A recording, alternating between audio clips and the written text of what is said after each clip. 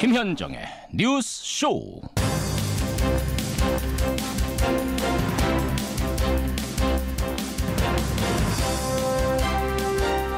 애청자 여러분 안녕하십니까.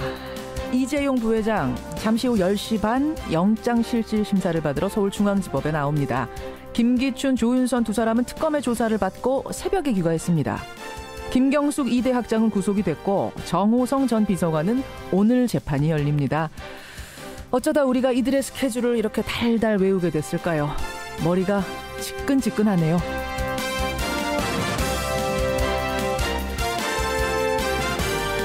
가뜩이나 국내 문제로 지끈지끈한 우리에게 일본이 하지 않아도 될 걱정을 하나 더 안겨줬습니다.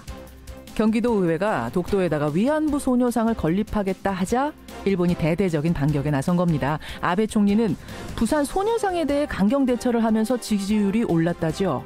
그러자 이때다 싶어서 이번엔 독도 소녀상 문제를 들고 나온 겁니다. 본인 지지율 높이려고 우리 국내 상황 뻔히 알면서도 힘껏 흔들어대는 일본. 참 나쁜 이웃입니다. 김현정의 뉴스쇼 출발하죠.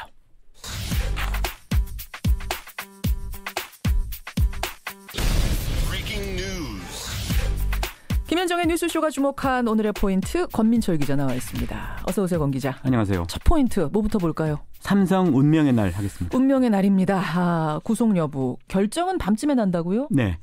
삼성이 창사 79년 만에 처음으로 사주가 구속될 위기를 맞고 있습니다. 예. 매주 수요일 날 여는 이 사장단 회의도 반납하고 오늘 실질 심사에 총력 대응하겠다고 하네요.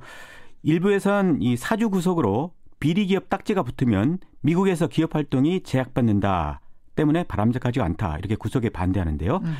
하지만 거꾸로 역사가 79년 된 글로벌 기업이 아직도 정권의 빌부터 영업하냐, 이번에야말로 부정의 고리를 잘라야 한다, 이런 반론도 만만치 않습니다. 그래요. 집으로 10시 반에 일단 출두를 해서 결과 나올 때까지 계속 있는 거예요? 그렇습니다. 예, 이러면 밤에 결정이 날 것 같습니다. 밤에 집으로 가느냐 감옥으로 가느냐, 이게 결정이 되는 거네요.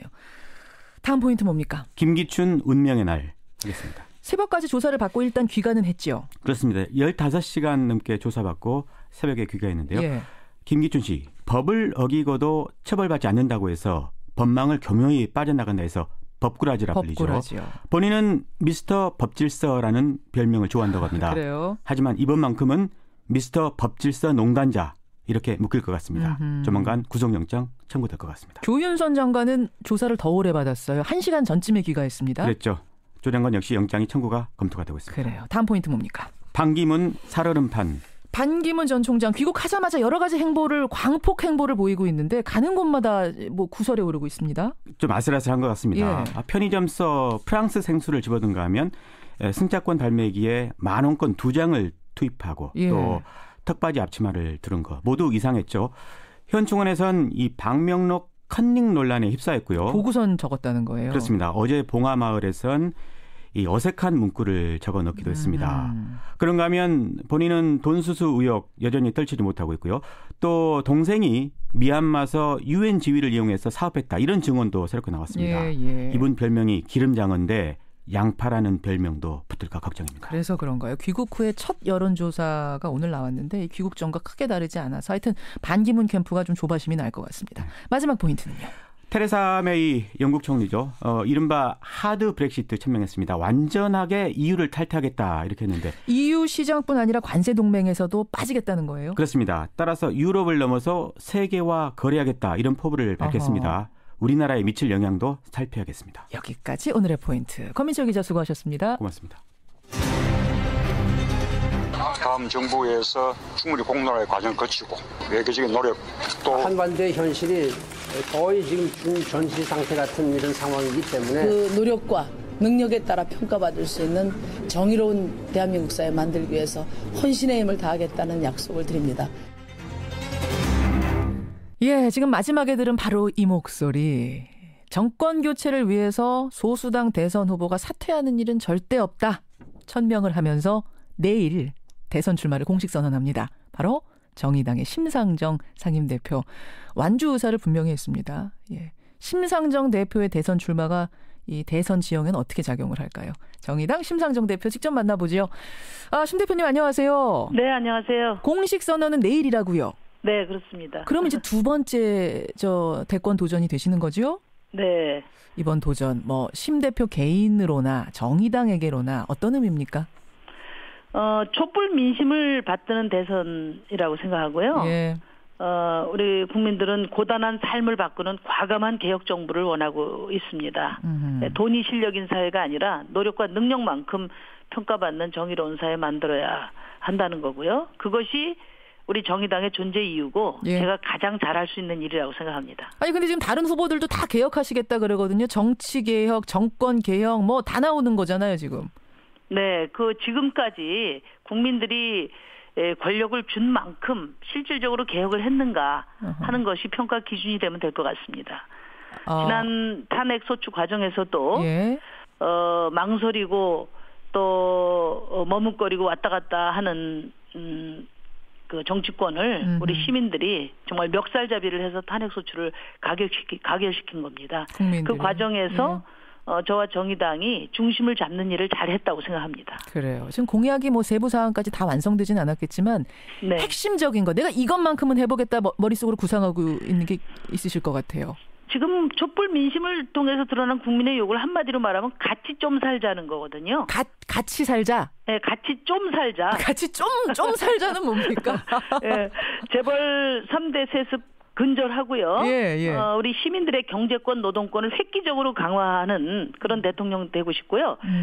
그러기 위해서 저는 노동을 국정의 제일 과제로 삼고 예. 고용노동부를 부총리급으로 격상시키려고 합니다. 고용노동부를 경제부총리는 우리가 알고 교육부총리는 아는데 고용노동부 장관을 부총리급으로? 네. 그래서 비정규직, 저임금, 장시간 노동 이거 예. 확실하게 개선해서 예. 질 좋은 일자리 만들고 일하기 좋은 나라 만들 겁니다. 예를 들면 예. 이제 엊그저께 보건복지부 워킹맘 한 분이 예. 과로사로 돌아가신 일 때문에 시민들이 엄청 안타까워하시거든요. 있었죠. 그러니까 슈퍼우먼 방지법, 그러니까 슈퍼우먼 방지를 위한 패키지 정책도 지금 준비 중에 있습니다. 슈퍼우먼 방지법. 네네. 일도 하고 엄마 일도 하고 이것저것 다 떠안아야 되는 여성 노동자들. 네, 전쟁 같은 삶을 살고 있는 돌보겠다. 워킹맘들을 예. 위해서 패키지법을 준비하고 있습니다. 솔깃한 공약들이 많은데 근데 네. 정의당은 현실적으로는 소수당입니다. 그리고 네. 소수당은 늘 끝에 가면은 야권 통합을 위해서 양보하셔야죠. 이런 얘기 듣잖아요. 지난 대선 때도 한 20여일 앞두고 사퇴하신 거죠. 기억이 잘 안 납니다만 그럴 것 같습니다. 그렇게 하셨어요. 왜냐하면 사퇴를 하고 싶어서 기억하고 싶지 않으세요. 아니 사퇴를 하고 싶어서 했다기보다는 상황이 야권이 분열하면 안 됩니다. 분열하면 정권 교체 어렵습니다. 이런 말을 들으면 사실상은 이제 마음 약해져서 사퇴할 수밖에 없는, 희생할 수밖에 없는 상황이 되거든요. 그러니까 이번 대선도. 이제 작은 정당의 정권 교체를 해서 작은 정당의 사퇴를 강요하는 이런 문화가 예. 저는 승자독식 정치, 제왕적 대통령제의 폐해라고 봅니다. 만약에 일당이 예. 정권 교체가 여의치 않다면은 정당 간의 선진적인 연합 정치가 이루어지면 됩니다. 소수당의 사퇴를 강요할 일이 아니라 예. 제 정당 간의 선진적인 연합 정치를 해야 하고요. 예. 그것을 위해서 결선 투표제가 도입이 돼야 됩니다. 결선 투표제. 지금 국민의당에서도 강하게 요구하고 있는 게 결선 투표제고. 우리나라는 전통적인 양당 체제에서 all or nothing 권력을 누려왔기 때문에 그렇죠. 이런 지금 5당 체제 아닙니까? 이런 다당제 하에서 치러지는 선거에서 누가 대통령이 되든지 안정적인 개혁을 추진하려면은 연합 정치가 불가피합니다. 예. 그것을 뒷받침할 결선 투표제를 도입하는 것이 정권 교체를 위해서 가장 필요한 일이다 이렇게 생각합니다. 지금 상현호 청취자께서는 꼭 완주해 주세요 이런 문자가 오는가 하면 40대 아빠님은 결국 근데 앞서가는 야권 그 후보의 표를 뺏는 상황이 오는 거 아니겠느냐 이 걱정이. 왜 제가 뺐습니까? 저는 저의 지지를 모으는 것이죠. 지지율상으로 따져본다면 좀 낮기 때문에. 아니 그러니까 그렇게 해서 힘을 합칠 필요가 있으면은 사퇴를 강요할 것이 아니라 예.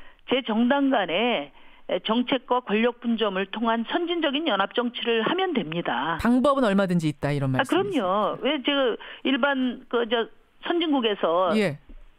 연합 정치는 민주정치 일상입니다. 예. 알겠습니다. 분명한 의지가 있으시네요. 그러니까 나에게 절대 희생해라. 저 완주하지 말고 나중에 표 보태라. 이런 이야기 사표 되는 거 아니야? 이런 이야기는 하지 말라는 말씀이에요. 그것이 정말 가장 먼저 개혁돼야 될 승자독식 제왕적 대통령제의 폐해입니다. 후진적인 정치 방식이라고 보시는 거예요. 심상정 대표 만나고 있습니다. 내일 대선 출마 공식 선언합니다. 지금 여야의 강한 주자 2명 있죠. 경쟁자가 되시는 겁니다. 내일부터는. 제가 아까 그 질문에 한 가지만 더 말씀드리면요. 예, 저희가 지지율이 낮아서 단독 집권이 설사 어렵다 하더라도요. 예. 지금 국민들이 원하는 정권 교체는 새누리당에서 민주당으로의 교체 이상을 원하고 있거든요. 과감한 개혁을 원하고 있습니다. 그래서 저의 지지율만큼 다음 정부의 개혁성이 강화될 겁니다.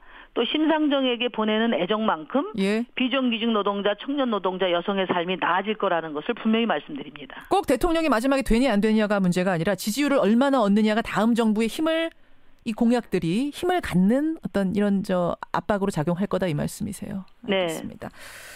여야의 강한 주자 2명에 대한 평가도 좀 있어야 될 것 같아요. 경쟁자가 되시는 거니까. 우선 반기문 전 총장 요즘 행보 여러 가지 평가들 나오는데 심 대표님은 어떻게 보십니까? 아니 근데 너무 열심히 하셔서 조기 방전되지 않을까 걱정이 되네요. 너무 이게 지금 칭찬인지 비판인지 잘 모르겠네요. 네, 반기문 총장은 사실 정치 루키시잖아요. 그렇죠.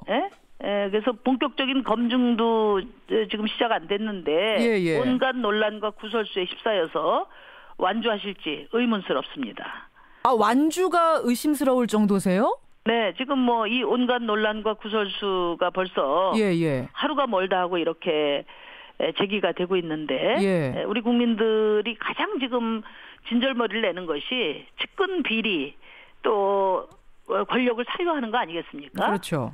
그 점에서 반기문 총장은 검증 과정을 통과하실 수 있을지 의심스럽습니다. 검증 과정을 통과하실 수 있을지. 저는 여전히 반기문 총장은 출마 안 하시기를 권합니다. 왜냐하면 유엔 사무총장의 이력은 우리 국민들이 만든 외교적 자산이거든요. 지금 우리나라 외교 난맥상이 벌어지고 있는 상황에서 그 공공재가 가장 필요한 시기예요. 대통령이 돼서 그거를 발휘하시겠다 이런 거잖아요, 지금 반 총장은. 그러니까 그걸 개인의 대권 욕심에 소비하지 마시고 지금 국가 외교를 위해서 써주시길 바라고요. 지금 대통령에 출마해서 이 대권 욕심에 소비하는 것이야말로 외교적으로 망신이고 국가적인 손실이라고 저는 생각합니다. 그렇게 보시는군요. 그러면 야권에서는 지금 문재인 전 대표가 독주하고 있습니다. 네. 지난 패배가 있었고 그것을 성찰하며 더 깊이 있는 준비를 할 수 있게 됐다. 재수를 하는 셈이기 때문에 정말 잘할 수 있다. 이렇게 말씀을 하시던데 어떻게 보세요? 그러니까 제가 만나봬도 훌륭한 분이고 국민들도 대체로 우호적인 평가를 하고 계신데요. 저는 좀 국민들을 믿고 좀 더 과감하게 개혁을 밀고 나가셨으면 좋겠다 이런 아쉬움을 말씀드리고요. 광장에서 시민들이 야3당의 개혁 연립정부가 필요하다 이렇게 요구하는 것도 탄핵 국면에서 흔들리는 야당을 봤거든요. 그래서 민주당 정권에 대해서 국민들은 과연 과감한 개혁을 할 수 있을까? 그 점에 대한 불안감을 떨치지 못하고 있다 이렇게 생각합니다. 개혁의 열방에 있어서 국민들이 오히려 민주당보다 지금 더 앞서가고 있다 이렇게 보시는 거예요. 촛불 민심이 이끌어왔다. 그렇습니다. 국민들이 강력한 정권 교체를 원하고 있기 때문에 일당인 민주당에 대한 기대가 높아지고 있다고 보는데 그럼에도 불구하고 국민들은 부족하다. 2% 부족하다. 과감한 개혁이 과연 제대로 이루어질 것이냐에 대한 불안감을 떨치지 못하고 있다고 저는 봅니다. 이 질문도 한번 드려보죠. 이제 심상정 대표가 내일 출마 선언을 하시면 이번에 유일한 여성 대권 후보가 아직 유일이라고 말할 수는 없지만 현재까지는 유일하게 되는 겁니다. 네. 실은 박근혜 대통령이 최초의 여자 대통령인데 제대로 일을 못하면서 여성 정치인들 전반에 대한 어떤 편견 같은 게 생길까 봐 좀 걱정이에요. 심 대표님 어떻게 보세요? 그런 걱정 솔직히 좀 드시죠? 제가 저 대통령 후보로서 최고 강점과 단점이 뭐냐고 누가 물어봤을 때 예. 최고 강점도 여성이고 단점도 여성이다. 그 단점은 박근혜 대통령이 만들어 놓은 거죠. 그런데 그 변호인 대통령 변호인이 여성의 사생활을 거론할 때 제가 가장 큰 모욕감을 느꼈어요. 여성 정치인은 공사도 구분 못하는 것처럼 전체 여성들을 폄하했단 말이에요. 저는 지금 여성들이 얼마나 전쟁 같은 삶을 살고 있습니까? 그러니까요. 워킹맘 같은 경우에 직장과 가정을 오가면서 전쟁 같은 삶을 살고 있는데 여성들의 이런 삶을 개선하기 위해서 어떤 일도 하지 않았고 또 오히려 여성들의 삶을 더 어렵게 만든 박근혜 대통령이 여성을 방패막이로 삼는 것은 여성들이 받아들이기 어렵다 이렇게 보고요. 여성 대통령 안 된다 이야기하는데 저는 뭐 과거 전두환 노태우 대통령이 광주 시민을 학살했을 때 남성 대통령은 더 이상 뽑지 말자 이렇게 말한 분 없거든요. 그렇죠. 이번에 그 박근혜 대통령의 실패는 박정희 대통령 딸 박근혜의 실패지 여성 대통령의 실패가 아니다. 이렇게 생각하고요. 여성 대통령 안 된다라는 말은 전체 여성에 대한 모욕이다 이렇게 보시는 거군요. 아유, 당연하죠. 알겠습니다. 여기까지 오늘 말씀 드려야겠습니다. 내일 출마 선언 잘하시고요. 오늘 귀한 시간 고맙습니다. 네, 감사합니다. 정의당 심상정 대표였습니다.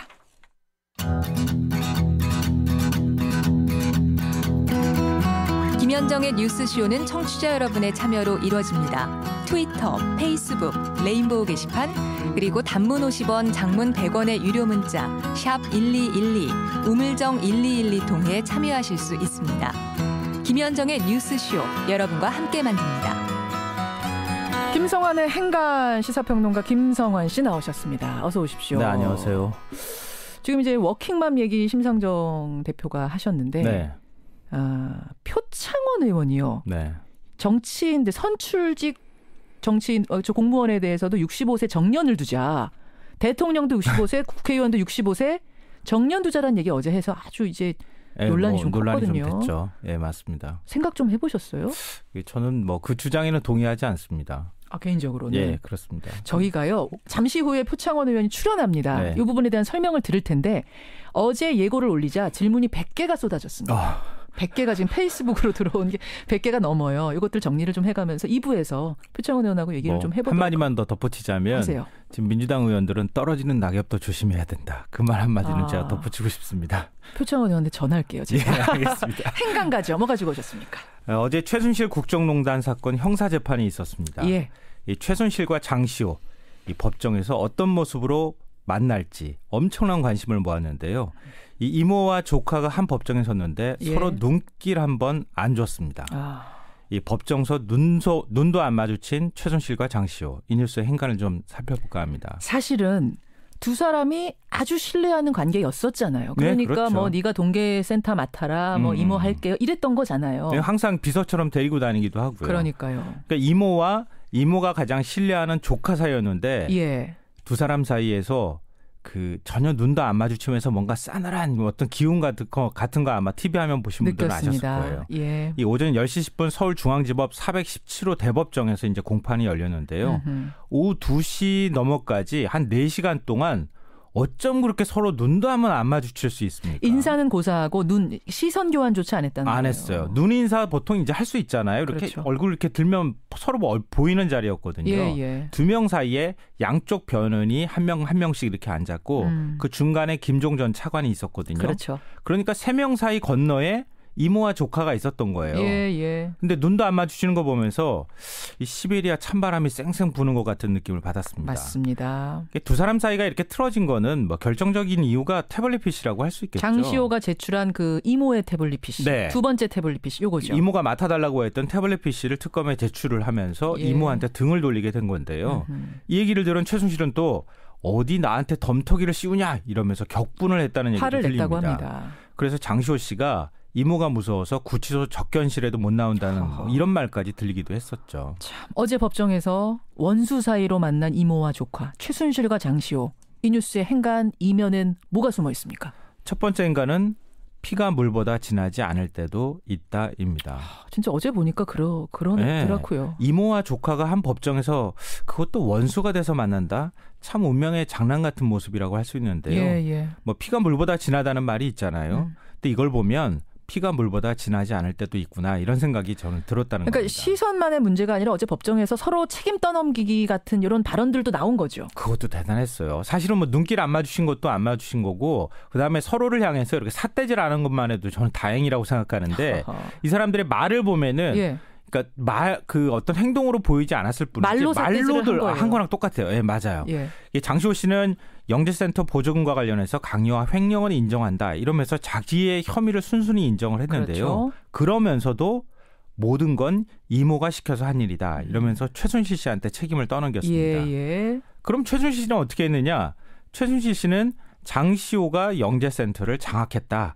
나는 옆에서 도움을 줬을 뿐이다 이러면서 정반대의 주장을 했습니다. 그러니까 보조금 관련된 그 강요, 횡령 이런 건 내가 한 게 아니야. 장시호가 센터를 장악해서 한 거야. 아예 영재센터는 장시호가 주도적으로 만들었고 나한테 도와달라고 해서 내가 잠깐 도와줬을 뿐이다. 그러니까 이 정도 수준이라는 거예요. 어떻게 이 사이좋던 사람들이 공범들이 이렇게 됐을까요? 이걸 이제 죄수의 딜레마라고 하는 얘기로 풀 수가 있을 것 같은데요. 이 격리된 방에 2명의 죄수를 가둬둬요. 그러면 2명 모두 죄를 부인하면 가장 낮은 형량이 부과가 됩니다. 예를 들면요. 그렇지만 어느 한쪽이 먼저 자백을 하게 되면 한쪽은 석방, 자백한 사람은 석방, 다른 한쪽은 아주 무거운 중형이 내려질 수 있다. 이런 겁니다. 그러니까 자백을 해서 수사에 도움을 준 사람들에게는 좀 형량에 감안해 주는 게 있으니까. 네네. 그러니까 죄수의 딜레마라는 게 이제 그런 거라는 건데요. 지금 장시호 씨 모습이 딱 그렇다는 겁니다. 그러니까 최 씨와 아주 가까운 관계였고 동계 영재 스포츠센터를 뭐 좌지우지하면서 서로 이제 공범 관계라고도 볼 수 있잖아요. 그렇죠. 근데 막상 감옥에 들어가고 나서 마음이 달라진 거죠.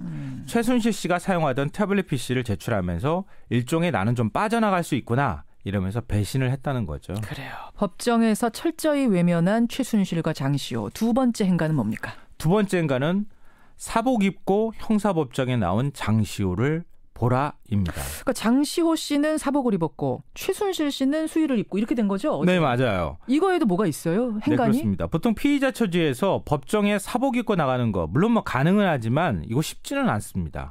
왜냐하면 판사들 보기에 죄를 뉘우치지 않는다는 인상을 줄 수도 있거든요. 아까 사복을 입을 수는 있어요, 피의자가. 입을 수는 있습니다. 있긴 있지만 대부분 좀 불쌍해 보여야 되니까 사복 잘 안 입는 거군요. 네, 그렇죠. 저는 죄를 뉘우치고 있습니다. 그러니까 선처해 주십시오. 이런 의미를 담고 있는 거거든요. 근데 어제 보십시오. 천하의 최순실도 김종 전 차관도 상하색 수의를 입고 나갔어요. 그랬어요.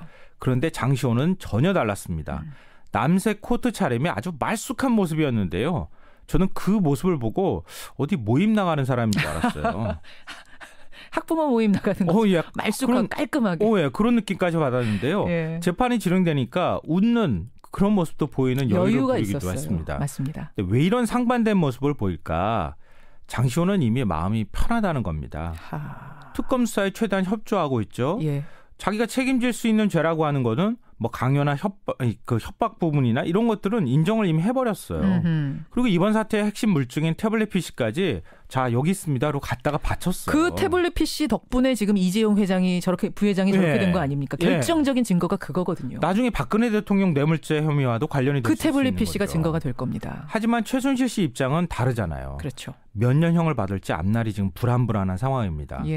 그러니까 엊그제 박근혜 대통령 탄핵 심리를 하는 헌재에 나갈 때는 사복 차림이었잖아요. 맞아요. 고개 빳빳이 들고 증거 있으면 한번 내놔봐라 이러면서 큰 소리를 쳤거든요. 왜냐하면 탄핵 재판은 자기 재판은 아니니까. 자기 재판 아니니까. 자기 형량과 관계는 없는 거니까. 그러니까 형사 재판에 나올 때는 수의를 입고 고분고분한 모습을 보였다는 겁니다. 그러니까 이게 바로 장시호와 최순실의 지금의 상황을 상징적으로 보여준다는 거죠. 그렇군요. 마지막 행간 뭐죠? 마지막 세 번째 행간은 결국 장시호가 스모킹건이 될 것이다입니다. 스모킹건 요새 많이 나와요, 이 단어. 네, 살해 현장에서요. 이 용의자 총에서 연기가 무럭무럭 이렇게 나온다고 생각해 보세요. 그 사람이 결국은 쐈다는 얘기가 되잖아요. 그 사람이 총을. 범인이라는 증거죠. 네, 그게 바로 결정적인 증거, 스모킹건이라고 하는 건데요. 이번 사건의 가장 강력한 스모킹건은 당연히 태블릿 PC가 되겠죠. 그렇죠. 그렇지만 인간 스모킹건.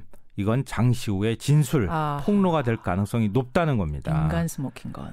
그러니까 장시호 씨는 최순실의 2인자라는 소리를 들을 만큼 최순실의 활동을 잘 알고 있거든요. 그렇죠. 그러니까 태블릿 PC를 맡아달라고 할 만큼 믿었던 관계였던 거니까요.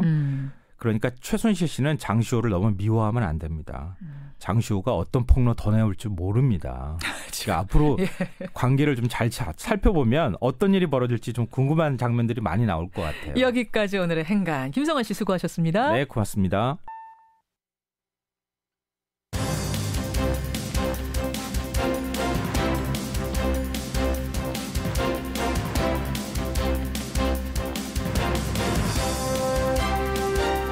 뉴스쇼 2부 출발합니다. 오늘 2부는요. 상당히 논쟁적인 3가지 이슈를 다루려고 하는데요. 우선 표창원 의원. 모든 공직에다 정년을 도입하자. 즉 대통령, 장관, 국회의원도 정년을 65세로 정하자. 이렇게 주장을 하면서 지금 파장을 일으키고 있습니다. 정치권에선 이건 노인 폄하 발언이다. 거센 비판이 하루 종일 쏟아졌는데요. 표창원 의원의 설명을 여러분 들으시면서 여러분 생각, 의견도 정리를 해보시죠. 라디오 재판정에서는요. 얼마 전 영화배우 광모 씨가 자신이 출연한 영화의 감독을 고소하는 일이 있었습니다. 노출씬을 찍긴 했지만 이걸 공개하지 않기로 약속을 해놓고 그걸 공개했다는 겁니다. 과연 감독의 저작권이냐, 배우의 초상권이냐, 요즘 종종 발생하는 유사한 사건들 오늘 재판정에 올려보겠습니다. 그런가 하면 한국 프로축구연맹 총재선거에 나갔다 낙방한 신문선 교수. 단독으로 출마를 했는데 낙선을 하는 참으로 기이한 일이 벌어졌습니다. 신문선 교수는 지금 이 선거에는 부정이 있었다. 보이지 않는 손이 작동했다라고 주장하는데요. 신문선 교수의 얘기 직접 확인하시죠. 50원의 단문 100원의 장문 유료 문자입니다. 샵 1212 카톡 레인보우까지 열어놓고 출발합니다. 모든 공직에 정년을 도입하자. 대통령, 장관, 국회의원, 지자체장, 지자체의원까지 65세 정년을 도입하자. 여러분 어떻게 생각하십니까? 더불어민주당 표창원 의원이 자신의 SNS에 올린 이 주장이 지금 파문을 일으키고 있는 건데요. 표 의원은 그래야 나라에 활력이 생기고 청년들에게 폭넓고 활발한 일할 공간을 제공할 수 있다. 이렇게 썼습니다. 하지만 정치권 일부에서는 노인 폄하다. 이거 망발이다. 이런 비판이 나왔죠. 자, 본인의 설명을 직접 좀 듣고 가야겠습니다. 더불어민주당 표창원 의원 연결이 돼 있나요? 표 의원님 안녕하세요. 네, 안녕하세요. 이렇게 논란이 될 거라고 예상하셨어요? 아니요, 전혀 그런 예상 못했습니다. 근데 제가 글을 쭉 읽어보니까 이게 즉흥적으로 하신 말씀은 아닌 것 같아요. 며칠간 제가 좀 몸이 아팠고 몸살을 좀 앓았고요. 예. 그래서 저도 이제 몸이 녹슬었다 이렇게 생각을 하면서 처지를 이렇게 봤더니 그동안 제가 뭐 경찰관 교수 또 여러 직업들을 해왔는데 다 정년이 있었거든요. 그렇죠. 그런데 정치인이나 그 고위급 장관들은 정년이 없고 연세도 많으신 분들이 주로 다 차지하고 계시는 현상을 보고 나는 언제 은퇴할 수 있을까 뭐 이렇게 하다가 좀 정리해서 그 생각을 쓴 겁니다. 그 설명을 그럼 좀 들어보죠. 일단 일반직 공무원들은 지금 다 정년이 있는 거죠? 다 있죠. 다 있죠. 네. 선출직 공무원만 없는 거죠? 네, 그렇습니다. 예, 그럼 대통령을 비롯해서 모든 선출직 공무원의 65세 정년 도입 어떤 취지입니까? 선출직만 없는 게 아니고요. 장관도 임명직인데도 없습니다. 그러네요. 정부직의 상당수가 정년이 없죠. 고위 공무원, 예. 네. 그래서 앞서 말씀드린 것 같은 취지이고요. 더구나 이 공직 아닙니까? 상당히 중요한 국민 전체에게 영향을 미치는 공직이기 때문에 만약에 다른 공직에도 정년이 있다면 이 선출직 최고위직에도 있어야 되지 않느냐라는 취지고요. 또 하나는 하한은 있잖아요. 대통령에 출마하려면 40세 이상이 되어야 하고요. 하한선 있죠. 네, 국회의원이 되려면 25세 이상이어야 합니다. 그렇다면 차라리 이 하한도 없애버리면 좋다고 저는 생각을 해요. 누구나 나설 수 있고 연령과 상관없이 본인 능력에 따라서 선택받으면 되니까요. 잠깐만요. 그러면 정년은 도입하지 하한은 없애자 이 말씀이세요? 아니면은? 아닙니다. 없애려면 다 없애고. 없애려면 다 없애라. 예, 선출직의 특성을 살려서 없애려면 다 없애고. 예. 두려면 하한도 듯이 상한도 둬야 된다 이런 말씀이죠. 네. 둬야 된다. 근데 이제 당장 나온 반발이 요즘 65세면은 할머니 할아버지도 아니다. 한창 일할 나이다. 게다가 정치라는 거는 경륜이 많이 필요하기 때문에 어떤 경험이 있어야 조정자, 결정자 역할도 잘 해낼 수 있는데 65세에 그만두라니 이거는 현실을 너무 외면한 거 아니냐? 어떻게 생각하세요? 그게 오히려 일반직 공무원들이나 일반 직장에 적용돼야 하는 거 아니겠습니까? 100세 시대에 활력이 넘치시는 어르신들 많으신데 이분들의 일자리는 안 줘요. 임금피크제, 성과연봉제, 유연 무슨 근로제 노동 근로제 해가지고 다 그 정리를 하고 쉬시라고 강제로 내쫓거든요. 그런데 오히려 특수 기득권층 아닙니까? 아주 소수의 이분들은 최근에 이제 제론트크라시라는 용어가 나오면서 기득권을 넘겨주지 않고 계속 한 수십 년 동안 쥐고 있는 현상에 대한 비판이 나오고 있거든요. 그 부분이죠. 그래서 그런 노인 폄하라든지 어르신분들 전체에 대한 이야기가 전혀 아니거든요. 오히려 아니고. 반대죠. 지금 우리가 노인 빈곤 세계 1위 아닙니까? 노인 복지는 점점 하락하고 있고요. 그런데 그러한 결정의 최정점에 있는 김기춘 비서실장, 서청원 새누리당 그 의원 이런 분들은 가장 그 정치 권력을 쥐고 계신데 노인 복지는 전혀 신경 쓰지도 않으시고 계신 거거든요. 그러니까 전혀 그걸 같이 엮어서 보시면 안 된다는 겁니다. 같이 엮어서 보면 안 돼. 지금 청취자 문자가 막 쏟아집니다. 우선 어제 페북에도 불과 몇 시간 사이에 한 100여 개 넘는 의견이 왔어요. 그거부터 좀 보겠습니다. 대규리라는 아이디 쓰시는 분. 참 사람들 답답합니다. 왜 이 의견을 노인 폄하라고 받아들입니까? 전 표창원 의원 의견에 찬성합니다. 65세 이상이면 이제 기득권 세력에서 손을 놓고 후배 양성에 힘쓰시는 쪽으로 가야 되지 않겠습니까? 이런 말씀. 반면에 최승민 님은 아니 버니라든지 힐러리 같은 경우 보세요. 70 넘어서도 훌륭하게 정치 활동을 한 정치인들이 얼마나 많은데요. 물론 그건 미국이고 우리 노인은 다르다고 할 수도 있겠지만 제가 보기엔 그렇지 않다. 라면서 반대한 분도 계십니다. 어떻게 보세요? 잘 해낸 정치인도 많지 않으냐. 70 넘어서. 예, 맞죠. 맞는 말씀이고요. 제가 제 말만 맞다고 말씀드린 건 아니고요. 그냥 제 의견을 말한 것일 뿐이고, 예를 들어 그런 반론도 있기 때문에 우리 논의와 토론을 해보다 보면 우리 한국 사회에 맞는 선출직의 역할에 대한 건강한 담론 형성이 되리라고 봅니다. 그리고 굳이 이것이 입법화가 되지 않는다 하더라도 제도화되지 않아도 좀 한번 생각할 거리가 있지 않느냐. 그리고 너무 청년들의 정치 진출을 막고 있는 현 상황에 대해서 다시 생각해볼 계기도 되겠죠. 계기도 된. 새누리당에서는 근데 당장 아주 거센 비판이 나왔습니다. 이건 인륜을 파괴하는 배은망덕한 그거니다. 폐륜적 주장에 연민의 정마저 느낀다. 표창원 의원한테. 어떻게 답하시겠습니까? 그게 새누리당이 지금 망해가는 이유라고 저는 봅니다. 그게 무슨 새누리당은 그동안 세월호라든지 백남기 농민 사건이라든지 불리한 사건만 나면 말을 못하게 해요. 토론을 못하게 하고 안보라든지 종부 이런 걸 내세워서 상대방을 비난하고 자신들의 지지층을 선동해서 공격하도록 만들거든요. 그 결과가 뭡니까? 그 순간은 넘어갈 수 있어요. 그런데 전혀 각각 이슈에 대한 이런 사실 정보, 논리 이런 게 개발이 안 돼요. 그러니까 지금 이 부분도 아주 중요한 우리 사회 담론이 될 수도 있거든요. 그러면 반대는 반대 논리를 내놔야죠. 정보나 사실이나 근거나 그렇게 해서 새누리당이 정말 탄탄하구나. 좋은 이야기를 하는구나라고 해서 지지를 얻어야죠. 알겠습니다. 토론의 장 입까지 막아버리는 이런 논평은 안 된다 이 말씀이신데. 근데 이제 이게 갑자기 이렇게 갑자기 툭 튀어나온 SNS 글처럼 보이기 시작하자 어떤 얘기가 나오냐면 반기문 전 총장 겨냥해서 이런 거 올린 거 아니냐. 왜냐하면 반 총장이 지금 72세 아닙니까? 반기문 전 총장이 이제 광폭 행보하고 대선 출마한다니까 표창원 의원이 저격수처럼 이거 올린 거 아니냐. 이렇게 의심하는 분들도 계세요. 그건 전혀 아니고요. 하지만 반기문 총장도 생각이 떠오르지 않은 건 아닙니다. 70대 그 어르신분들, 정치 권력 쥐으신 분들의 리스트가 쭉 머리에 떠오르면서. 반 총장도 생각하신 거예요? 예. 어떻게 맞죠. 생각하셨어요? 아니요, 그냥 전부 다 어르신들이시구나. 거기다 그러면 우리는 아닌가요? 우리도 문재인 전 대표도 사실 63세이시긴 하지만 그 연령대 제가 말한 65세 근접하신 분이라서. 문재인 전 대표가 만약 대통령 되면 1년 있다 그만둬야 되는 65세 되거든요, 사실은. 그건 좀 다르긴 한데 왜냐하면 그 독일의 사례가 지금 시장 군수에 주별로 60세에서 67세까지 출마 연령 상한 제한을 두고 있습니다. 근데 그 경우에 당선이 되면 임기는 채울 수 있도록 해요. 일단 당선이 되면? 네네. 그건 좀 다르긴 한데 어쨌건 제가 특정 당이나 특정 후보를 염두에 두고 쓴 건 전혀 아닙니다. 그건 아니라고 그런 보세요. 분들이 떠오르긴 했죠. 그러면 반기문 전 총장이 지금은 워낙 화제 인물이니까 여쭙습니다. 반기문 전 총장도 아까 머리에 떠올랐다 그러셨잖아요.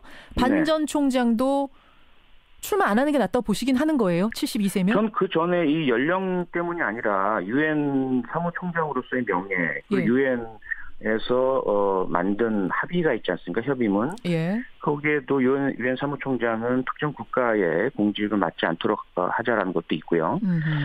그리고 이런 부분들 때문에 존경받는 어르신으로 한국이 배출한 최초 유엔 사무총장으로 남으시는 것, 그리고 세계 평화를 위해서 일하시는 것이 좋겠다.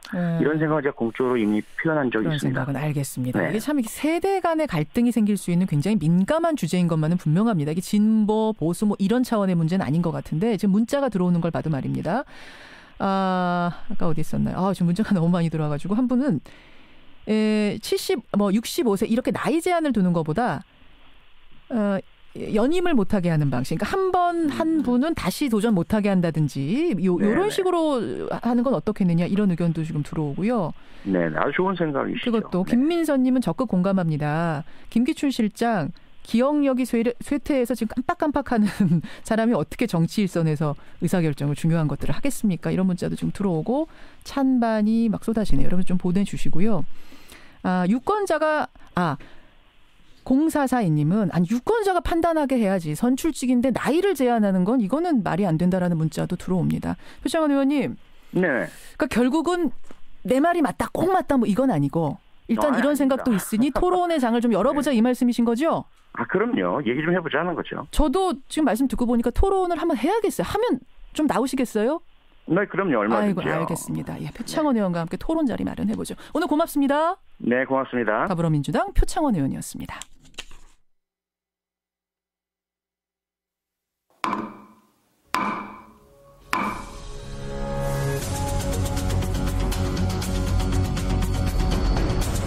뉴스쇼가 수요일에 마련하는 코너입니다. 라디오 재판정.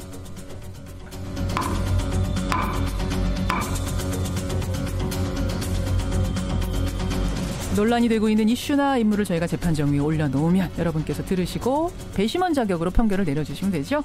오늘도 두 분의 변호인 모셨습니다. 노영희 변호사님 어서 오세요. 네, 애청자의 사랑을 먹고 자라는 라디오 재판정의 노영희입니다. 센 언니 노영희 변호사. 네. 그리고 손소 변호사님 어서 오십시오. 네, 안녕하세요. 악역 전문 손소 변호사. 지난주에 제가 이 별명 붙여드렸잖아요. 우리 청취자가 보내주셔서 주변의 반응이 어땠어요? 아무도 모르던데요. 손 변호사님. 더욱더 전문적으로 하겠습니다. 아니, 청취자 한 분은요, 이런 문자 어제 보내주셨어요. 지난주에 보내주셨구나. 라디오 재판정도 페이스북으로 라이브 한번, 보이는 라디오 한번 하자, 이렇게 제안하셨는데, 어떠세요? 좋죠, 뭐. 그래서 앵커님 오늘 화장하고 오셨나요? 원래 예쁘세요. 이 정도 화장을 합니다. 네. 제가 그러면은 두 분이 오케이 하셨으니까, 다음 주나 다다음 주 정도에 두 분 얼굴 컨디션 봐가면서. 이렇게 슬쩍 동의한 것처럼 되는군요. 한번 페이스북 라디오로 라디오 재판정 여러분 공개할 것을 제가 약속드리면서. 자, 오늘 주제로 들어가기 전에 하나만 얘기하고 갈게요. 하나만. 이재용 부회장이 잠시 후 10시 반에 영장 실질 심사 받으러 나오는 거죠. 네, 그렇습니다. 개인적으로 어떻게 될 거라고 보세요? 저는 6대 4 정도로 영장이 발부되지 않을까 생각합니다. 아슬아슬하게 발부된다 쪽으로. 손 변호사님. 영장이 발부되지 않을 가능성도 충분히 있어 보여요. 네. 그래요. 불구속 수사가 원칙인 거고 구속 사유가 존재해야 예외적으로 구속한 다음에 수사하는 것이기 때문에 국민들의 법감정은 당연히 구속되어야 되는 거 아니냐라고 생각하시겠지만 엄밀히 볼 때는 과연 증거인멸의 우려가 있겠느냐 이 부분에 대해서 법원에서 굉장히 엄격하게 판단할 것 같습니다. 두 분 다 지금 아슬아슬하게 보시는 거군요. 어느 한쪽이라고 단정적으로 지금 예상하기는 어려운 것 같아요. 그런데 이제 그 기존에 이미 구속 영장이 발부돼서 구속되어 있는 분들의 예와 그다음에 만약에 이 사건이 영장이 발부되지 않았을 경우에 미치는 파장, 국민적인 것도 그렇고 법리적으로도 그렇고 앞으로 이제 그렇게 되면 특검이 수사를 못 하거든요. 뇌물죄와 관련해서 특히 대통령에 대해서는 수사를 더 못 하게 되기 때문에 그런 것들을 고려해 봤을 때에는 영장이 발부되는 쪽으로 조금 무게가 더 가는 거 아닌가 이런 생각이 듭니다. 여러 가지를 봐야겠습니다만 물론 그 장시호 씨 같은 경우에 이제 20억 원이 채 달하지 않는 그런 금액의 혐의로 지금 구속됐거든요. 16억 원이죠. 그렇습니다. 삼성 이재용 부회장 같은 경우에는 훨씬 더 혐의 액수가 크기 때문에 430억 그것도 고려가 될 것 같습니다. 그래요. 자, 10시 반 출두 장면 여러분 보시고요. 우리는 이제 재판정 가겠습니다. 오늘 재판정 주제가 사회적인 이슈인데 상당히 민감하고 또 상당히 뜨거웠던 주제입니다. 주제 바로 이겁니다. 여배우 노출 장면에 대한 편집은 과연 감독의 권한인가 아니면 배우의 허락을 일일이 받아야 하는가? 바로 이겁니다. 손 변호사님. 네. 이게 그러니까 얼마 전에 대법 판결까지 난 거예요? 대법원은 아니고요. 대법은 아니고요. 네, 1심 판결이 선고됐습니다. 1심까지. 네. 어떤 사건이에요? 이제 그 여배우 광모 씨가 감독 이모 씨가 연출한 영화에 출연했는데요. 예. 이때 계약서를 작성했습니다. 노출 정도는 협의해서 결정하기로. 노출의 정도는. 네, 그런데 그 후에 감독이 배우를 설득했습니다. 그게 진행상 꼭 필요하니 일단 노출 장면을 촬영을 하자. 일단은 찍어보자. 네, 촬영하고 그 다음에 이거를 어떻게 편집해서 이제 상영할지 여부를 논의해보자라고 해서 승낙을 한 후에 촬영했습니다. 예. 그 후에 이제 감독이 보여줬죠, 편집본을. 그러자 배우가 이건 안 되겠습니다라고 해서 극장 상영판에서는 삭제됐어요. 극장에는 내지 않았어요, 노출신을. 그런데 그 후에 이제 배우와의 특별한 상의 없이 감독이 이제 그 DVD판이나 IPTV 또 파일 공유 사이트에 배포하는 그런 그 판에는 이 삭제됐던 노출 장면이 다시 들어갔습니다. 무삭제 노출판 혹은 감독판 이렇게 해서 나오는 것들 있잖아요. 그런데 지금 그 말씀은 조금 어폐가 있는 것이요. 예. 지금 그 손 변호사님이 설명하신 그러한 내용은 사실이 아니고 그것은 그 배우가 주장하는 내용입니다. 배우의 주장 쪽에 가까운. 그러면 노 변호사님이 알고 계시는 건 뭔데요? 이 사건 같은 경우에는 그러니까 감독과 제작사의 주장과 배우 주장이 서로 다른데요. 지금 손 변호사님이 설명하는 부분은 배우가 주장한 부분을 그대로 얘기를 하신 거예요. 앞부분에 대해서. 그러면 알겠습니다. 그러면 지금 이 말씀을 듣고 보니 두 분의 주장이 어떻게 갈리는지 제가 짐작할 수 있는데, 그럼 일단 손 변호사님은 여배우 쪽이시네요. 네, 일단 그 입장 갈리는 부분은 뒤에 나올 것 같아가지고 법원에서는 일단 그 검사가 기소했습니다. 이제 그 성폭력 범죄에 처벌에 관한 특례법 위반이다. 카메라 등 이용을 촬영했다. 카메라를 이용한 촬영이다라고 해서 기소했고요. 하지만 법원에서는 1심에서 무죄 판결을 선고했습니다. 그러니까 이게 이제 허락을 이 성폭력 범죄의 처벌 등에 관한 특례법 위반 카메라 등 이용 촬영이라고 하는 죄는 당사자의 허락을 받지 않고 촬영을 하거나 배포하는 경우에 해당이 되는 범죄명이거든요. 그 부분에 관련해서 이제 우리 손 변호사님께서는 그 배우의 주장대로 이것은 그 여배우의 허락을 받지 않고 촬영한 것이고 내지는 허락을 받았다 하더라도 그 배포에 관련해서 여배우의 주장을 받아들이지 않았다라고 얘기를 하시는 것이고 제가 말하는 것은 그렇지 않았다. 자, 그러면 알겠습니다. 일단 노 변호사님은 감독의 정당한 권리 행사다. 감독은 무죄다. 계약에 근거해서 이루어진 행위이다. 무삭제판, 감독판에 노출신 낼 수 있다. 이쪽이신 거고요. 손 변호사님은 무슨 말이냐. 극장판에 못 냈듯이 감독판 낼 때도 허락을 받았어야 된다. 여배우 편, 여배우의 허락이 필요하다. 감독은 유죄다. 이쪽이신 거네요. 네. 자, 보내주시면 됩니다, 여러분. 50원에 단문 100원의 장문 유료 문자 샵 1212 카톡 레인보우까지 열어놓고 손변, 노변 혹은 유죄, 무죄, 감독 기준이에요. 감독이 유죄, 감독 무죄 보내주시면 됩니다. 노 변호사님. 네네. 그러니까 해당 여배우가 자신의 몸이잖아요. 그렇죠? 내 초상권이고. 근데 반대하면은 노출 장면 못 내보내는 거 너무 당연한 얘기 아니에요? 그렇죠. 당연히 그렇죠. 근데 여기서는 계약이 있었다는 것을 전제로 얘기하는 건데요. 계약서. 네, 판사님이 이제 인정한 이유가 무죄라고 판단하신 이유가 감독과 배우 간의 사전 계약이 있었다라고 하는 건데요. 계약서가 어떻게 우선 돼 있었어요? 제가 이제 말씀을 드리면은 이 사건은 두 가지 측면에서 살펴보아야 되는데 첫 번째로는 배우와 감독 간의 이 노출 장면에 대해서 사전에 약속한 바가 있었느냐 하는 것이고요. 두 번째로는 서로 간에 그 사전에 약속한 바가 있느냐 없느냐와 관련해서 말이 다르기 때문에 누구 말을 더 믿을 만한가 이제 이걸 지금 판단하는 거예요. 그래서 감독 입장에서의 말은 무엇이었냐 하면 아까 이제 손 변호사님이 이미 배우 입장을 말씀하셨으니까 배우와 감독 간의 노출 장면에 대해서 사전에 약속한 바가 있고 계약서에 그러한 내용이 이미 적시되어 있으며 그에 따라 촬영이 이루어졌다. 그리고 영화를 찍는 과정이나 최종 영상 편집본까지 전부 배우와 공유를 했었고 이때까지도 배우 측에서 아무런 이의 제기가 없었는데 배우가 갑자기 마음을 바꿔서 내 노출 장면을 영화로 내보내려면 3억 원을 달라고 했다.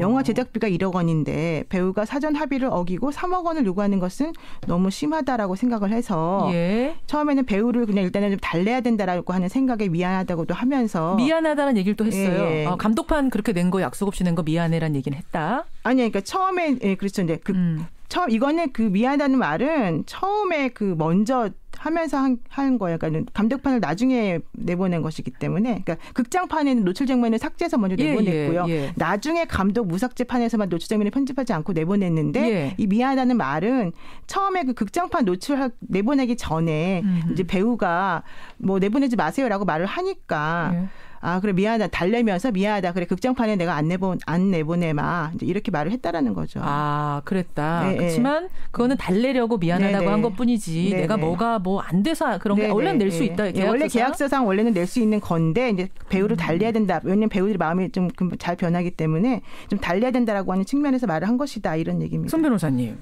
논의가 좀 약간 흐트러진 것 같은데 이게 그 기소된 게요. 성폭력 범죄 처벌 등에 관한 특례법 위반입니다. 14조에 카메라 등을 이용한 촬영죄가 있어요. 그래서 다른 사람의 그 신체를 이제 그 허락 없이 촬영하면 처벌받거든요. 그런데 촬영 당시에는 동의하에 했더라도 이제 그 이 촬영물을 의사에 반해서 반포, 판매, 임대, 제공, 전시, 상영하면 3년 이하의 징역 또는 500만 원 이하의 벌금에 처합니다. 그러니까 촬영할 때는 뭐 쌍방이 다 허가하에 했더라도 동의하에 했더라도 나중에 마음이 바뀌면 배포 못한다. 그래서 그 순간부터 지금 여기서 이 감독이 유죄냐 무죄냐를 결정하는 그런 그 기준은 과연 이게 그 배우의 의사의 동의하에 했던 것이냐 반포 자체를 아니면은 배우가 하지 말라고 했는데 한 것이냐인데요. 그걸 따지기 위해서는 중요한 게 또 하나가 바로 배우와의 그 합의 여부, 계약 여부입니다. 계약서. 즉 감독과 배우가 어떻게 계약했느냐. 근데 지금 노 변호사님은 계약서에 다 있다는 거거든요. 그 계약서가 작성되었어요. 그런데 이 계약서가 있지만 지금 배우 측의 주장은 이런 거죠. 배우와 검사의 주장은 이랬던 거죠. 어떤 거예요? 이 계약서 이외에 추가로 구두 약정이 있었다. 구두 약정이 있었다. 근데 구두로 하는 약정도 효력이 있어요? 똑같습니다. 그래요? 구두 약정도 계약서에 쓴 것과 효력은 똑같은데요. 따라서 그 이 배우와 검사가 이런 주장을 한 거죠.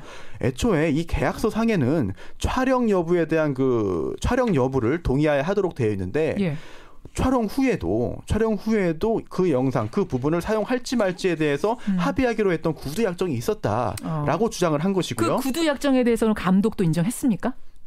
아니죠. 감독은 또 안 인정하고 있는 게 지금 문제였군요. 그러니까 감독과 판사님의 판단은 그게 아니었다는 거죠.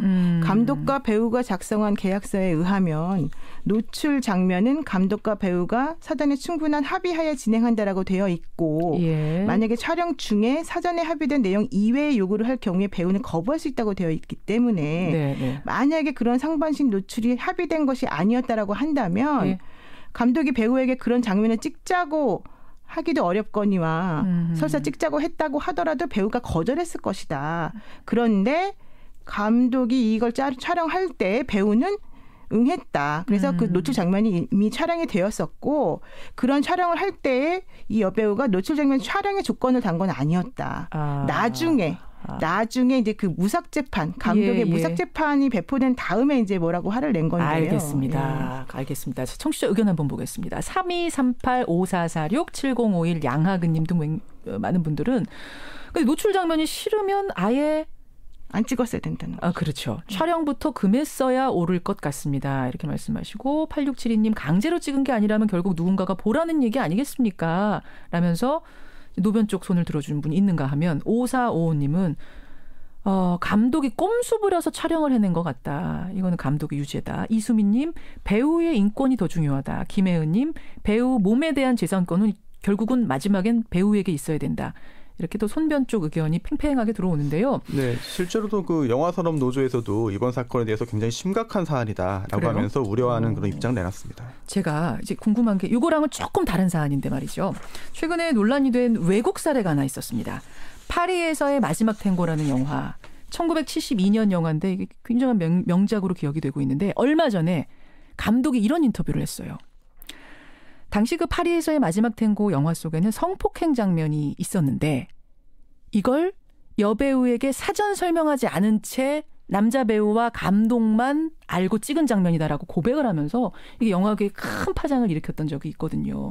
이거 뭐 전혀 다른 경우긴 합니다만 이 경우에는 불법이에요. 당연히 불법이죠. 그거는. 왜냐하면 감독이 인정했잖아요. 본인이 여배우의 허락을 받지 않고 몰래 찍은 거다라고 인정을 한 거고 지금 우리가 논의하고 있는 이 사건은 몰래 찍은 게 아니라 사전에 합의된 내용이었다라고 이미 밝혔다는 거죠.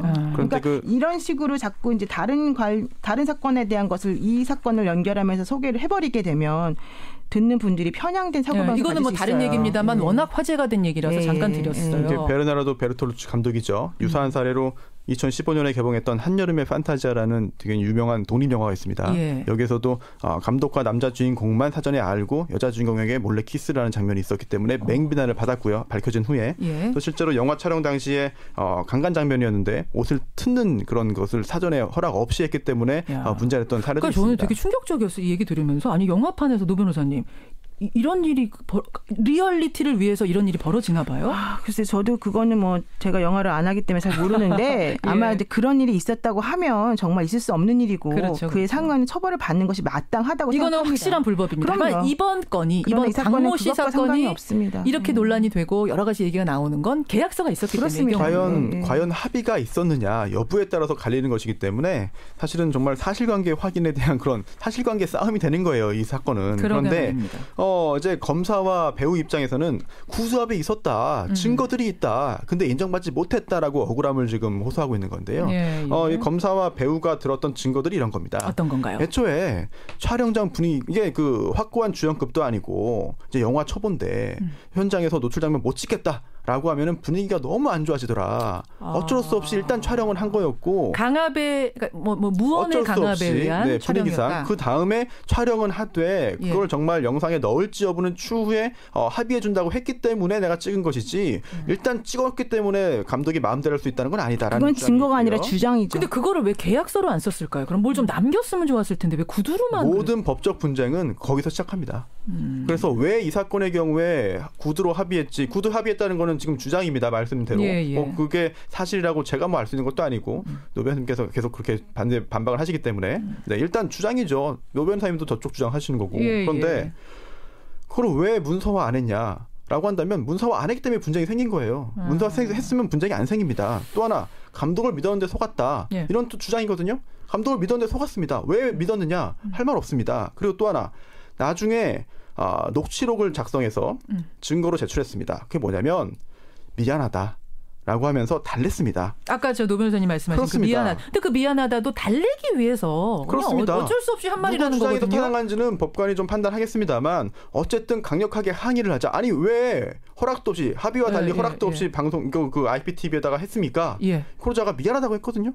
뭐 정말 그게 정말 달래기 위해서 합의도 없던 거를 한 것인지 아니면 정말 합의를 위반했는지 그거는 당사자만 알겠죠. 그 녹취록에는 미안하다는 말만 들어있는 것이고 우리가 노출 장면을 배포하지 않기로 약속했다 이런 내용은 전혀 들어있지 않아요. 첫 번째. 두 번째로는 그 만약에 그 가슴 노출이 합의된 것이 아니었다라고 한다면 특히 이 배우는 이 영화 말고 다른 영화에서도 계속 그 엄청난 수위의 그런 노출 장면이 상영이 됐던 분이기 때문에 만약에 그런 과거 예에는 그렇게 했으나 이번 영화에서는 그걸 원하지 않는다면 되게 중요한 사안이 아니겠습니까? 원래는 한 번도 노출씬 안 찍었던 사람이라면 한 번도 노출씬 안 찍었던 사람이라면 구두 약정만으로도 믿었다고 하는 것이 받아들일 수 있지만 그게 아니라 이 여자분 같은 경우에는 이전에 혹은 뭐 어쨌든 간에 그 노출을 많이 찍었던 분이란 말이에요. 근데 그분이 이 영화에서는 그걸 원하지 않는다라고 한다면 그건 되게 특수한 상황이기 때문에 당연히 계약서에 그것을 명시를 하는 것이 상식적이라는 얘기고요. 첫 번째. 두 번째로는 여러분이 만약에 판사라고 생각을 해보시면 감독은 사전에 합의돼서 우리가 뭐 내보낸 것이다라고 주장을 해요. 배우는 사전에 합의되지 않았어요라고 얘기를 해요. 그럼 누구 말이 맞는지를 판단을 판사님이 해야 되는데 무엇을 가지고 판단하겠냐는 거죠. 이거 굉장히 중요한 부분이라 제가 시간이 없더라도 한마디 해야 되는데 이게 이렇게 뜨거울 줄 몰랐는데 한 번도 노출신을 찍지 뭐 동의할 수 없습니다만 한 번도 노출신을 찍지 않은 사람이라고 한다면 믿을 수 있다고 하셨잖아요. 아니 그렇게 말한 게 아니에요. 가능성 면에서.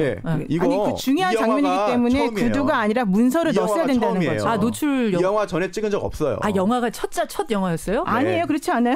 그 다음이에요. 보여드릴까요? 그 다음 영화예요. 그래요. 이게 진짜 저는요. 오늘 여기 판결문에 나옵니다. 피해자의 상반신 노출 장면을 포함한 전망 좋은 집 감독판을 배포할 당시 피해자는 이보다 훨씬 노출 수위가 심한 아티스트 복만대에 출연한 바 있었고 그 영화가 개봉된 바 있었다.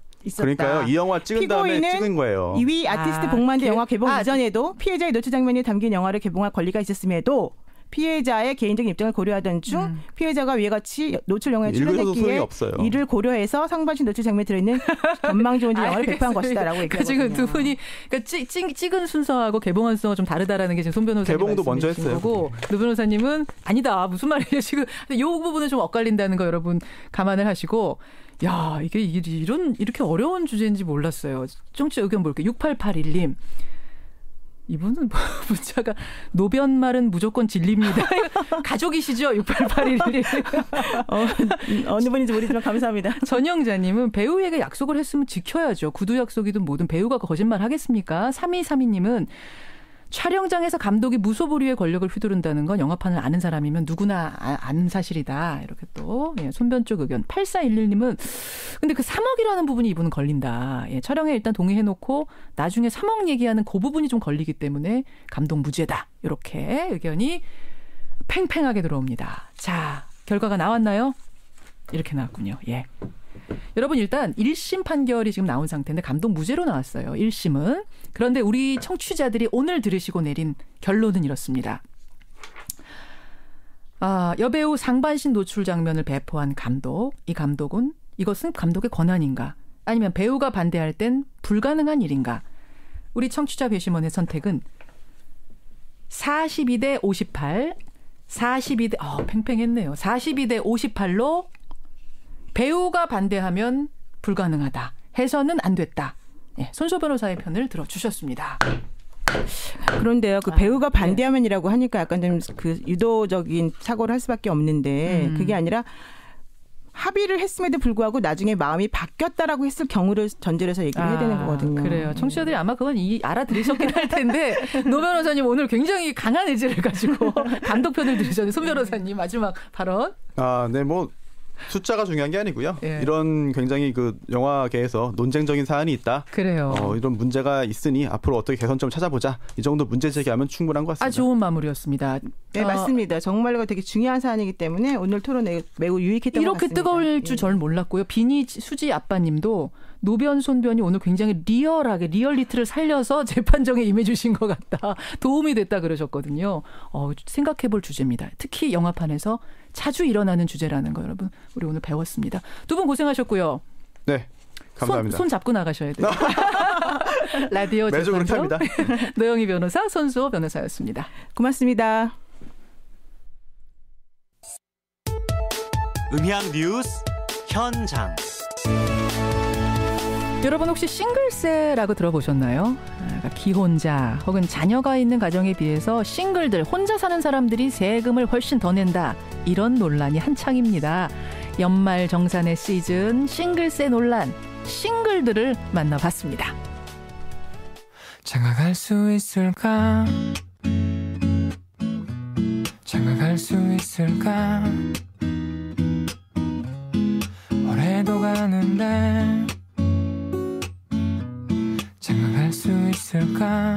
소득공제 할 때 뭐 70만 원 연간? 자녀들이 있으면 뭐 소득공제 더해주고 그런 게 있다고. 신혼부부나 이제 들어갈 돈이 많으니까 아무래도 조금 더 혜택을 주고자 한 게 아닌가. 옛날에 뭐 둘만 낳고 뭐 그만 낳자고 막 그런 얘기도 있었는데 요즘은 결혼들을 잘 늦게 하고 또 자녀를 안 낳고. 또 요즘 그 인구 저하 때문에 많이들 걱정하시잖아요. 근데 출산을 많이 할수록 더 혜택이 가는 건 당연하다고.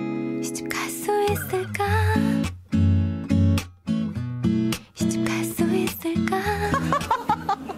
억울하면 결혼하라는 얘기군요. 배우자가 없은 사람에 대한 어떤 불이익이다. 자기의 삶을 라이프 스타일이 있는 건데 그런 개인의 선택은 사실 존중되어야죠. 연간 80만 원이면 좀 많은 수치가 아니고 좀 줄일 필요가 있지 않나. 저는 그게 동의할 수가 없어요. 그렇지 않아도 지금 보면 의료보험이나 뭐 이런 걸 많이 내요. 거기다 또 과세를 한다 그러면은 공정하지 않은 것 같아요. 장가갈 수 있을까? 시집 갈 수 있을까? 나는 찬성. 그리고 세금을 덜 받는 거지 내가 더 낸다고 생각하지 않아요. 이미 낸 거니까. 복지니까. 많은 다수가 행복하다면 나는 일조하겠다. 자기 혼자 편하게 살려고 선택한 거잖아요. 1인 가구라는 거는. 그거에 따른 그 세금이다? 뭐 그렇게 저는 좀 생각이 그러니까 연말정산을 많이 돌려받기 위해서 출산을 한다거나 결혼을 한다거나 뭐 직장 생활을 한다거나 그거는 사실 말이 안 되죠. 혼자 사는 것보다 둘이 사는 게 낫지 않아. 결혼해서 사는 것이. 그렇게 장려를 좀 해서 발전을 시킨 거지 어쩌나. 10가구 중에 4가구가 혼자 사는 가구라는 그런 기사를 들었거든요. 새로운 제도로 얘기하는 회사 문화, 야근에 대한 문화 이게 다 맞물려 있다고 생각해요. 그러니까 그런 문화가 다 정착이 돼야지 아이를 낳고 결혼하는 것 같아요.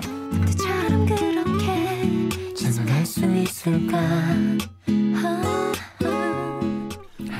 논란이 뜨겁죠. 생각할 거리도 많습니다. 결혼과 출산 하기 싫어서 안 하는 거냐, 하고 싶어도 못 하는 거냐, 또 과연 싱글세로 결혼과 출산율 이거 높일 수 있는 거냐, 참 생각이 복잡해집니다. 여러분은 어떻게 생각하시나요? 연말정산 시즌 싱글세 논란, 음향뉴스 현장이었습니다.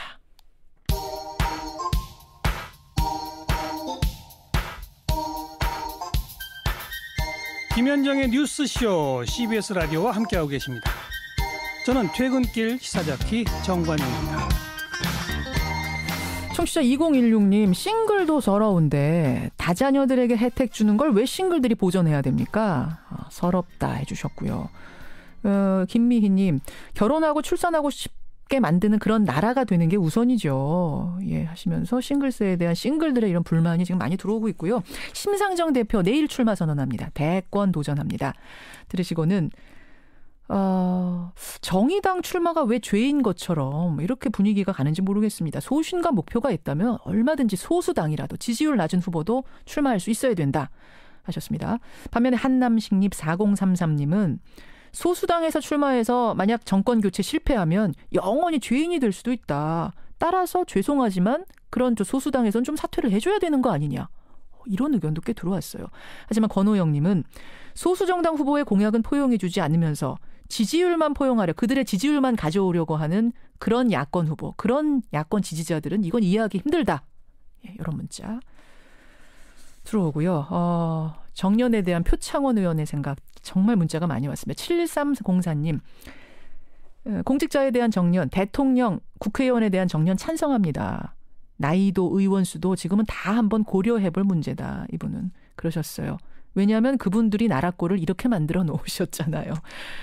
하시면서 7985님은 65세는 좀 그렇고요. 70세 어떻겠습니까? 하신 분 계시고요. 반면에 2248님. 아니, 젊은이에게 패기가 있으면 노인에게는 지혜가 있습니다. 이거는 청년과 노인이 협력해야 좋은 정책이 나오는 거지. 65세라고 정치 끝! 대통령 안 돼! 국회의원 안 돼! 이건 안 된다 하셨어요. 윤창문 님도 그러셨고요. 3382님도 이거 여러 사람에게 피해주는 주장인 것 같은데요. 그래서 화내신 분 계시는가 하면 5748님은 저도 60 문턱에 들어서는 사람입니다만 모든 분야에 정년이 있는데 왜 정치권만 없느냐. 여러분 어떻게 생각하십니까? 고맙습니다.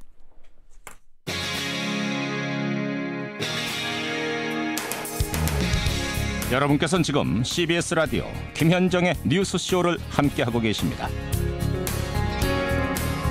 한국 축구계가 술렁이고 있습니다. 지난 16일 한국 프로축구연맹은 제11대 총재선거를 치렀는데요. 근데 희한한 일이 벌어졌습니다. 출마한 후보가 단 한 명이었는데 그 한 명이 낙선을 한 겁니다. 그 주인공은 바로 신문선 교수. 신 교수는 등록하지 않은 후보와 싸운 불공정 선거였다. 이렇게 주장을 하고 있는데요. 도대체 이게 무슨 얘기인지 오늘 화제 인터뷰에서 직접 들어보죠. 명지대학교 기록전문대학원의 신문선 교수 연결이 돼 있습니다. 신 교수님. 네, 안녕하세요. 신문선입니다. 별로 안녕하시진 않을 것 같은데요. 해나 안녕 잘하고 있어요. 안녕 잘하고요. 아니, 일단 정황을 좀 듣고 싶은데. 네. 그러니까 이게 프로축구연맹의 수장, 총재를 선출하는 건데. 네. 어떻게 출마 후보가 신 교수님 혼자였어요?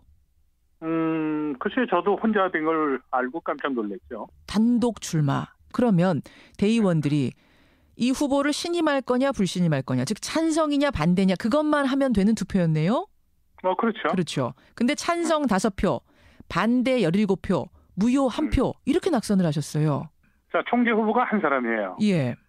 그럼 대의원들에게 총재를 검증할 수 있는 그죠? 공청회나 예. 나는 4년 동안 프로축구 연맹을 이렇게 이끌겠다. 어허. 비전을 제시하는 그런 자리가 있었어야 되는데 그 자리조차도 한 차례도 없었어요. 그냥 당일날 딱 모여서 선거. 답답하니까 그럼 기자들과 언론 인터뷰를 좀 해야 되겠다. 예. 공식적으로 등록된 후보니까 예. 프로축구 연맹 기자실을 좀 사용하겠다. 그랬더니 그것도 거절. 거절의 명목은 특정 후보에게 혜택을 줄 수 있는 그런 오해 소지가 있다라고 해서 거절이 됐죠. 아니 후보 한 명이라면서요. 그러니까 뭐. 근데 특정 후보에게 편리를 제공할 수 없기 때문에 안 된다. 한 명인데. 하기가 희한한 선거를 이제 하겠대요. 그리고 기자들에게 이제 아름아름 알릴 수밖에 없었죠. 이 구체적으로 등록하지도 않은 그 방해한 후보는 그럼 누구라고 생각하시는 겁니까? 1월 6일 날 후보가 공표됐잖아요. 그죠? 예. 그날 프로축구 연맹에서는 선관위와 관련된 뭐 긴급 이사회를 수주했다고 그래요. 예. 그 이사들이 그 참석한 자리에서 만에 하나 이제 후보가 추인을 받지 못하면 권오갑 총재가 연임할 수밖에 없지 않느냐라는 이제 그런 취지의 얘기가 나온 것이 현재 총재. 바로 이제 그 기사화되면서 예. 그러면서 이제 권오갑 총재에 대한 4년간의 평가. 그러니까 신문선 그 단독 후보와 권오갑 후보의 대결로 이게 치닫게 되죠. 현재 총재와 새로 후보 등록한 신문선 교수 사이에 전선이 형성됐다. 아니 현재 총재가 그러면은 연임하고 싶은 본인이 후보 출마하면 됐을 텐데요. 그게 상식이죠. 예. 근데 출마 안 한 거잖아요. 갑자기 제가 등록을 하고 예. 그런 전선이 형성이 되더라고요. 아니 그렇게 이제 권오갑과 현 총재 측이 뭔가 방해 공작을 벌였다라고 의심하는 어떤 근거랄까 정황상의 의심스러운 점들이 뭐가 있습니까? 제보 같은 게 있습니까? 자 지금 이제 얘기한 것도 상식적으로 이해를 못 하시겠죠. 그러니까 좀 전에 이야기한 그런 부분들이 있고. 예. 자 그다음에 이제 그때부터 갑자기 단독 후보인 저는 35억, 40억에 타이틀 스폰서 비를 갖고 후보에 중량감이 있느냐 없느냐 이제 시달리게 되거든요. 권오갑 총재가 4년 동안 프로축구 연맹을 맡고 있을 때 현대 오일뱅크에서 타이틀 스폰서를 후원을 해오셨어요. 기여를 하셨죠. 저는 이제 그때부터 너 돈 구해올 수 있느냐. 스폰서 구해올 자신 있느냐. 기업인도 아니면서 이렇게. 예를 들어서 저는 이렇게 생각하는 거죠. 축구 경기는 11명이 뛰잖아요. 그죠? 예. 근데 등록되지 않은 선수가 등록된 선수와 게임이 되는 거예요. 이게 희한한 게임이 돼버렸죠. 아니 근데 그건 그냥 미디어가 만들어 놓은 혹은 주변에서 만들어 놓은 그냥 전선이 형성된 것과 권오갑 현 총재가 진짜로 방해를 하고 다닌 것과는 전혀 다른 문제거든요. 혹시 권오갑 총재가 정말로 대의원들을 찾아다니면서 무언의 압박 같은 걸 했다는 그런 증거가 있습니까? 그 연맹의 고위층과 제가 직접 만나서 그것은 확인을 했어요. 어떤 걸요? 권오갑 총재가 연임할 의사가 있다. 연임할 의사가 있다더라. 그러니까 의사가 그냥 있는 것과 본인이 뭔가를 하고 다니는 건 다른 거잖아요. 자, 그 부분은 말씀을 드릴게요. 예. 그래가지고 이제 선거운동 기간이 됐잖아요, 그죠? 예. 근데 권오갑 총재 쪽의 부단 대표와 축구협회 정몽규 회장이죠. 범현대가죠. 그분 대표들이 투표권을 갖고 있는 대의원들을 만나러 다녀요. 그게 정황이죠, 뭐. 거기에서 무슨 이야기가 나왔다고 혹시 들으신 게 있어요? 그거는 제가 이야기하는 것은 자칫 잘못하면 뭐 선거 졌으니까 그 하는 것으로 비춰질 것 같아서 그거는 제가 이야기를 안 하는 게 좋을 것 같아요. 하지만 상상에 맡기겠다 이 말씀이시군요. 충분히 오해 소지가 있다라고 저는 봐요. 예. 아니 근데 이해가 안 가는 게 왜 굳이 신문선 교수는 안 된다. 그러니까 무슨 원수 사이라고 신문선 당선에 반대 작전을 폈단 말인가가 잘 이해가 안 가서요. 왜 신문선 안 된다고? 예. 제가 이 프로그램에 매일 축구에 관련된 사건이 터지거나 뭐 그러면 맨날 전 쓴소리 하잖아요. 맨날 나와서 비판하셨죠. 예. 그렇죠. 전 쓴소리꾼이에요. 쓴소리꾼이시죠. 근데 신문선이라는 사람이 갑자기 등록을 해버렸어요. 갑자기 뭐 제가 불편한 신문선이가 이제 나오니까 뭐 그렇게 전 생각해요. 그렇군요. 근데 뭐 일각에서는 말합니다. 실제로 지금 한국 프로축구는 자금, 그러니까 막강한 스폰서가 필요한데 신문선 후보는 이제 스포츠인 출신이기 때문에 그 부분에 있어서는 확신을 못 준 것도 사실 아니냐. 어떻게 생각하세요? 저는 거기에 절대로 동의하지 않아요. J리그는 최근에 10년 동안 J리그 중계권을 2조 3천억에 그 계약을 했어요. 일본 지금 프로축구 리그 말씀하시는 거예요? 그렇죠. 영업을 해서 돈을 벌죠. 예. 제가 내놓은 공약은 현실성 있는 대안과 그리고 현재의 문제점이라는 것에 대해서 많은 미디어나 전문가들로부터 이렇게 평을 받았어요. 근데 그것은 다 차지해놓고 예. 돈이에요. 돈. 대학 교수인 신문선이가 집을 팔아서 35억, 40억을 갖고 오라는 얘기냐. 이제는 연맹이 변해서 결국은 그 영업 매출을 높이게 되면 이익도 늘어나게 될 거 아닙니까? 그렇죠. 그런데 이제 프레임은 갑자기 뭐 이상한 후보가 나타나고 신문선이는 돈을 못 해온다는 이상한 논리를 갖고 이야기를 하죠. 등록하지 않은 후보와 싸웠다는 게 바로 그런 의미군요. 그러면 이제 자세히 이해하시겠죠. 자, 그렇군요. 어떻게 그러면 이거 참 어디 공식적으로 문제 제기 절차를 밟을 수 있는 건가요? 애매하네요. 축구 경기는 90분간 경기를 하면 끝난다. 예. 심판에 오심도 있을 수 있고 경기가 끝난 이후에 경기의 승패는 뒤집을 수가 없어요. 아하. 그것을 비유해서 결과는 승복하지만 절대로 나는 지지 않았다. 23표 중에서 제가 5표를 얻은 것은 소중한 가치로 그것을 판단을 하고 제가 했던 공약사항들 그리고 또 제가 당당하게 맞서서 30년 넘게 지금 축구협회와 프로축구연맹 쪽에 현대가들이 지금 축구를 이끌고 있는데 거기에 맞서서 축구의 어떻게 보면 민주화 그리고 폐쇄성 있는 연맹에 대한 그런 벽을 허물기 위해서 한 시도는 분명히 저는 큰 울림이 있을 거로 저는 생각을 해요. 그러니까 축구판을 좀 뒤집어 보겠다, 의사가 돼서 수술을 해보겠다라고 하니까 기득권층에서는 반발이 있을 수밖에 없었다. 현대벽이 그렇게 높습니까? 축구협회가 현대 아닙니까? 지난해 현대 인간 전북이죠. 예. 전북 현대가 심판 매수 행위로 인해서 솜방망이 이제 처벌을 해서 그러면서 세월이 가도 이것은 또 다른 승부 조작이나 심판 비리가 터질 수 있는 개연성이 좀 높다고 본 거예요. 솜방망이로 그냥 그쳤으니까. 프로축구가 팬들로부터 신뢰를 잃고 있고 시청률은 바닥을 기고 있고 저는 의사가 돼서 프로축구를 좀 수술을 해가지고 알겠습니다. 프로축구하고는 이미지를 개선하겠다고 그러는데 뭐 이상한 게임에 이게 휘말려가지고 말이죠. 그렇게 된 거예요. 다음번 혹시 연맹 총재 선거 또 있으면 또 나갈 생각 있으세요? 제가 김현정 씨한테 물어볼게요. 예. 저와 똑같은 상황이라 그러면 김현정 씨는 그 게임에 나가겠습니까? 저는 나갈 것 같은데요. 나가서 될 때까지 해볼 것 같은데요. 제가 우문 얘기가 제가 이 프로그램에 자주 출연하니까 이 프로그램을 통해서 청취자들에게 포를 하는 거예요. 야, 이런 상황인데 그래도 선거에 나가야 된다. 그럼 그렇게 그런 말도 안 되는 룰이 있는데 거기 왜 나가냐? A와 B를 놓고 한번 청취자한테 물음을 좀 구해볼까요? 그렇죠. 이 프로가 인기가 있으니까. 알겠습니다. 참 씁쓸한 인터뷰인데 그래도 웃으면서 우리가 마무리하네요. 힘내시고요. 그럼요. 저는 지지 않았다니까요. 오늘 고맙습니다. 네, 감사합니다. 한국 프로축구연맹 선거에 나갔다가 단독 후보였는데 낙선을 해서 오히려 그게 지금 화제가 되고 논란이 되고 있습니다. 신문성 교수였습니다.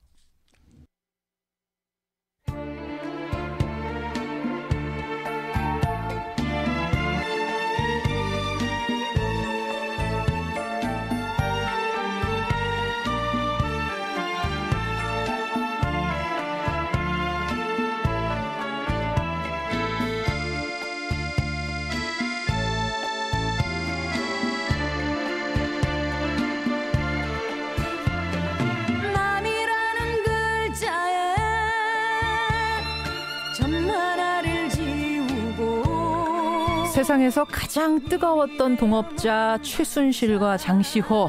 어제 재판정에선 눈길조차 주지 않는 남남이 돼 있었습니다. 한 가족에서 도로 남이 돼버린 이모와 조카 바라보며 김현정의 뉴스쇼가 선정한 오늘의 노래입니다. 김명의 도로남. 도로남이 되는 장난 같은 인생사 가슴 아픈 사연에 울고 있는 사람도 고개 겨워 웃는 사람도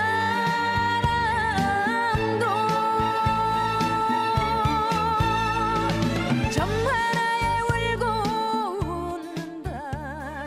점 하나에 울고. 미세먼지가 뿌연 아침입니다. 우리 정신이라도 좀 맑게 유지하죠. 김현정의 뉴스쇼 오늘은 여기까지입니다. 내일 아침 7시 반에 여기 다시 모여주세요. 고맙습니다.